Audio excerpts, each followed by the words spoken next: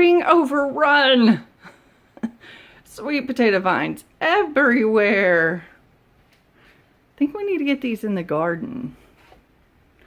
We were growing them for slips, but I think they went a little past the slip stage.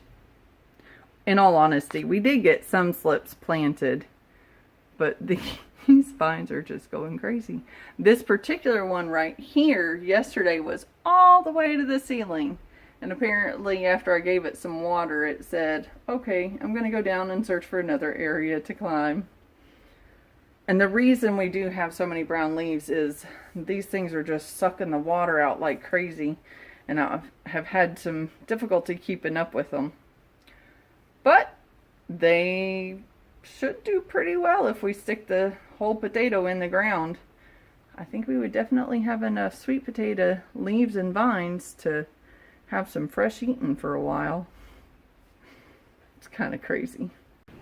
Well, I can't show you right now because it's pouring outside, but hopefully later today or maybe tomorrow we'll show you the spot in the garden where the spring blush tendril peas were, because we have pulled them up. They had a pretty good run. We got a couple of pickings from them, but after the snow peas died off, I don't think it was so much aphids that came to the spring blush tendril pea. It finally succumbed to powdery mildew.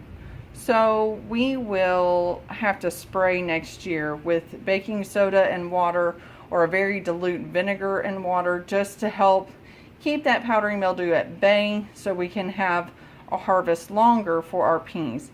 And honestly, it was within a week and they were gone. So I left some pea pods on the plant so we could have some seed, because we like to try to get acclimated seed.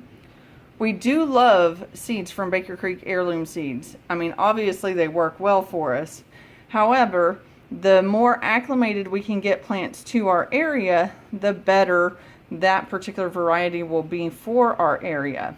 So we'll just keep on saving seed each year, making it more and more acclimatized, and eventually we'll have some fairly hardy seed that's used to the growing conditions in our area. This right here was also from Baker Creek Heirloom Seeds, and we're keeping these pods, letting them dry out so that we can save those seeds, and that's the rat's tail radish. Now, I'm going to be honest, we didn't really use it this year. I thought that I needed to let them get bigger because I thought there would be like beans in these little pods, because you know the little bumps make it look like there should be a bean, right? Well, when you actually crack it open, there's like this fuzziness where you would think there's a bean, and it's just a teeny tiny seed. So where you see those bumps, that teeny tiny seed is all you get in that bump. So with all that fuzziness around the seed, I figured that wouldn't be necessarily as palatable. So that's when I realized that really for our purposes, we should probably harvest them when they're smaller and use them for a stir fry. Well, I should have done it right then and there, because at that point, or soon thereafter, the rat's tail radish just kind of like exploded, and then there were all these large pods, and then because I didn't pick them, the plant started dying off because it thought, hey, I've reproduced enough, now it's time to drop seed. Lesson learned. Oh, and yes, our kefir does need to be taken care of, because we've got some way down here, which is interesting because we actually split our grains yesterday and shared it with a friend. And yet, even though we have half the grains, we still, within a day, have kefir that's a little bit farther than we really prefer. So who knows, maybe I'll let this one go a little bit longer and then mix the cheese, the resulting cheese, very soft cheese, with some jam, so we can put that on biscuits or toast, because it's really yummy that way. It's kind of like a spreadable cream cheese that's flavored. Moving a little to the left, this is some cilantro that I accidentally pulled yesterday, and it is now drying. I I still need to double check on the internet, but I think the flowers are probably edible. Now granted, if I let it go further, these little seed heads would become coriander. And I will be leaving some out there.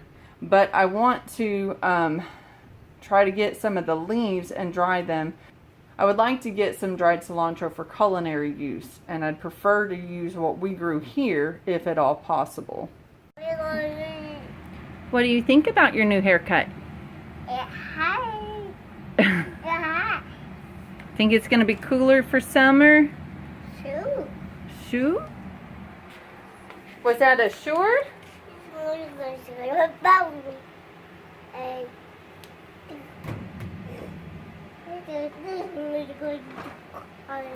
Amazing how much a haircut can change a person's looks, huh? But you're still Mr. Cutie Pie. Cutie Pie. You gotta do it over. Over.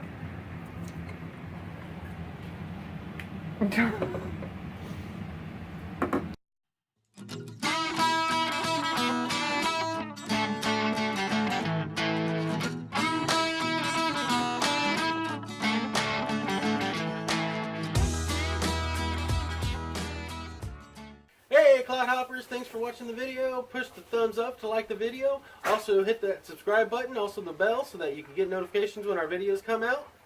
Check us out on our social media pages too. We have Facebook and Pinterest, and soon we'll have Instagram. The links are below. Bye, y'all. Bye. Good job.